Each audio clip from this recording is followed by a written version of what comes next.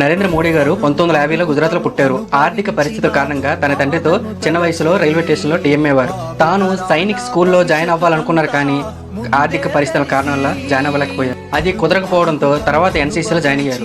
17 ఏళ్ల వయసులో ఇంటి నుండి బయటకు వచ్చి తన ప్రయాణంలో రాజకీయాల గురించి తెలుసుకుని ఆర్ఎస్ఎస్లో జాయిన్ అయ్యారు. 2001లో బీజేపీ కొత్త సీఎంగా గుజరాత్కి పరిచయం చేసింది. దాదాపు 13 ఏళ్లుగా గుజరాత్ సీఎంగా ఉన్న ఒక్కరోజు కూడా సెలవు తీసుకోలేదు.